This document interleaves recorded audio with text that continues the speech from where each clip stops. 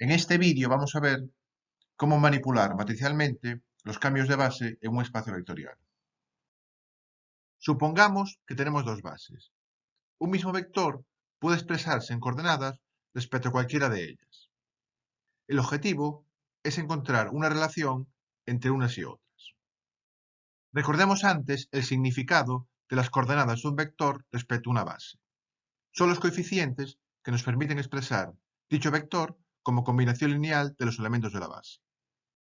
Nos será cómodo expresar esta relación matricialmente, como el producto de una matriz fila formada por los vectores de la base y una columna correspondiente a las coordenadas. Para poder encontrar la fórmula que buscamos, necesitamos saber cómo se relacionan las dos bases. En particular, cómo se escriben en coordenadas los vectores de una base respecto a la otra. Como antes, esta información indica cómo se escriben los vectores de B' como combinación lineal de los vectores de B. Vamos a recopilar estos datos en una matriz. En cada columna ponemos las coordenadas de los vectores de la base B' con respecto a la base B. Esta matriz se llama matriz de cambio de base de B' a B. Los subíndices denotan de derecha a izquierda de qué base a qué base nos permite cambiar. Con ella podemos escribir matricialmente las combinaciones lineales que teníamos antes. Es inmediato comprobar que multiplicando la matriz fila formada por los vectores de la base B por la matriz que hemos calculado, obtenemos las mismas relaciones anteriores. Bien, ahora igualamos las dos expresiones que tenemos de un mismo vector respecto a las dos bases. Sustituimos la base B' por el producto de la base B con la matriz de cambio de base. Comparando los dos miembros obtenidos, vemos que en ambos aparecen los vectores de la base B. En uno, multiplicado por la columna correspondiente a las coordenadas del vector en la base B. Y en el otro, el producto de las coordenadas en la base B' por la matriz de cambio de base. Igualando, obtenemos la fórmula de cambio de base que estábamos buscando. Más allá de su demostración, la fórmula que hemos deducido es muy fácil de utilizar. Nos permite hacer el cambio de base con un simple producto de matrices. Para recordarla, es útil tener en cuenta que subíndices correspondientes a la misma base siempre quedan juntos. Además, hay que saber construir la matriz de cambio de base. Los índices se escriben de derecha a izquierda, indicando de qué base a qué base nos permite cambiar. Y sus columnas son los vectores de la base en la que estamos trabajando, escritas con respecto a la base a la que queremos cambiar. Vamos a ver ahora un par de propiedades muy útiles de las matrices de cambio de base. Si queremos realizar el cambio de base opuesto, podemos plantear una fórmula análoga a la anterior. Si usamos la fórmula original para sustituir la columna de coordenadas en la base B, nos queda, comparando la expresión inicial y la final, deducimos que el producto de las dos matrices debe de ser la identidad. Y por tanto, una matriz de cambio de base es la inversa de la otra. En segundo lugar, veamos qué ocurre si tenemos una tercera base. Escribimos la fórmula de cambio de base de esa tercera base a la segunda de las bases originales. Si consideramos la expresión original y usamos la nueva fórmula de cambio de base para reemplazar la columna de coordenadas en la base B', obtenemos, deducimos que el producto de esas dos matrices es el que nos permite pasar de la base B'' a la base original B. Y por tanto, la correspondiente matriz de cambio de base es el producto de las otras dos. En resumen, si queremos hacer el cambio de base opuesto, o lo que es lo mismo, si cambiamos el orden de los índices, se invierte la matriz. Para cambiar entre dos bases, podemos pasar de la primera a una base auxiliar y después de esta última a la base final. Nuevamente permanece el criterio de que índices correspondientes a la misma base han de aparecer juntos. Vamos a ver cómo hallar las coordenadas del vector 2, 3 del plano en la base B formada por los vectores 1, 2 y 3, 5. Recordamos primero que escribir un vector en coordenadas respecto de la base canónica es inmediato. Cualquier vector xy del plano puede expresarse como x por el primer vector de la base canónica más y por el segundo. Y por tanto, sus coordenadas en dicha base son precisamente x, y. Así, el vector 2, 3 dado tiene coordenadas 2, 3 en la base canónica. Y por eso el problema se puede plantear como un cambio de base de la canónica a la base B. Comenzamos escribiendo la fórmula de cambio.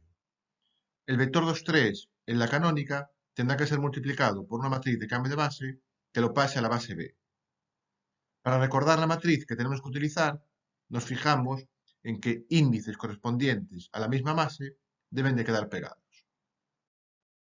Según hemos visto, para escribir la matriz de cambio de la base canónica a la base B, necesitaríamos escribir por columnas los vectores de la base canónica en función de la base B. Pero escribir coordenadas en función de una base extraña que no es la canónica es trabajoso. Entonces usamos una alternativa. Escribiremos la matriz de cambio de la base B a la canónica. Ahora sus columnas son los vectores de la base B escritos con respecto a la canónica.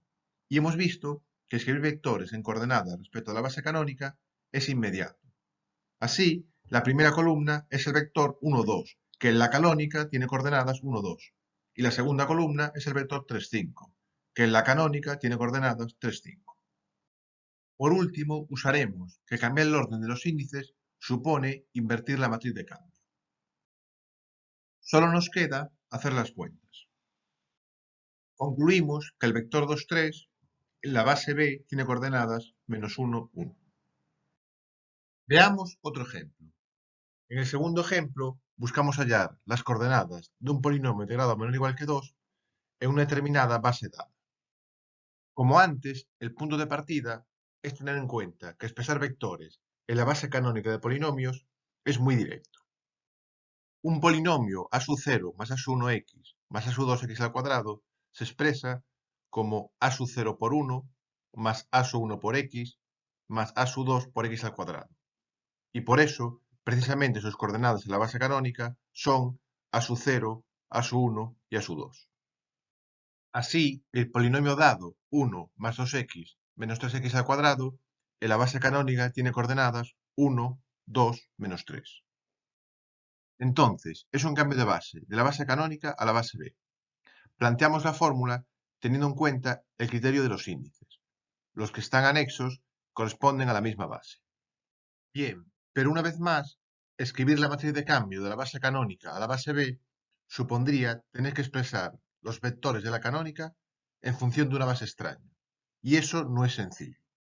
Por el contrario, lo que sí es inmediato es escribir la matriz de cambio de la base B a la base canónica. Para ello, es necesario escribir los vectores de la base B en coordenadas respecto a la base canónica. Pero ya hemos visto que eso es muy directo. Las columnas de la matriz están formadas precisamente por esas coordenadas. Entonces, en la fórmula de cambio usamos que intercambiar el orden de los índices supone invertir la matriz de cambio de base. Lo único que nos queda después es ir haciendo las cuentas. Obtenemos que el polinomio 1 más 2x menos 3x al cuadrado tiene coordenadas 1, 0, menos 2 en la base B. En el tercer ejemplo, vamos a trabajar en el espacio vectorial de matrices cuadradas 2×2. Vamos a ver cómo hallar las coordenadas de una matriz en una base particular B. Y la primera idea es la misma que en todos los ejemplos anteriores. Trabajar en la base canónica es muy sencillo.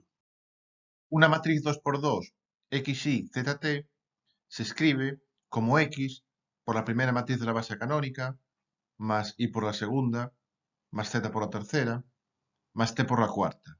Y por eso, sus coordenadas en la base canónica son precisamente x, y, z, t. Así, la matriz 2, 1, 0, 3 tiene coordenadas 2, 1, 0, 3 en la base canónica. Comenzamos escribiendo la matriz de cambio de base más sencilla, la matriz de cambio de la base B a la base canónica. Sus columnas son las coordenadas de los vectores de la base B escritas en función de la base canónica. 1, 1, 0, 1, 0, 1, 1, 1, 0, 0, 2, 1 y 0, 0, 1, 1. Después, planteamos la fórmula de cambio de base, teniendo en cuenta el criterio de los índices. Utilizamos que la matriz de cambio de C a B es la inversa de la matriz de cambio de B a C. Y ahora, lo único que nos queda es ir haciendo las cuentas. El resultado es que la matriz 2, 1, 0, 3 tiene coordenadas 2, menos 1, menos 1, 3 en la base B. En el último ejemplo vamos a ver un cambio de base en el que ninguna de las bases implicadas es la canónica. Conocemos un vector en la base B y queremos hallar sus coordenadas en otra base B'. Comenzamos escribiendo la fórmula de cambio de base. Nos fijamos en el criterio de los índices. Partimos de un vector en la base B y queremos convertirlo a la base B'. Pero calcular directamente la matriz de paso de B a B' sería trabajoso. Por el contrario, escribir las matrices de cambio de base de las dos bases dadas a la base canónica es muy directo. No es más que colocar sus vectores como columnas de las correspondientes matrices. Después utilizamos que la matriz de cambio de B a B' puede escribirse como el producto de la matriz de paso de B a la canónica y la matriz de paso de la canónica a la base B'. Una vez más, nos fijamos que índices correspondientes a la misma base quedan juntos. Finalmente, aplicamos que podemos cambiar el orden de los índices invirtiendo la matriz de cambio de base. Con todo esto, y sin más que hacer las cuentas, podemos conseguir la matriz de cambio que necesitamos, la matriz de paso de la base B a la base B'. El ejercicio se completa multiplicando las coordenadas en la base B del vector dado por la matriz de cambio de base calculada. Resulta que el vector 2 menos 1 en la base B tiene coordenadas 1, 1 en la base B'.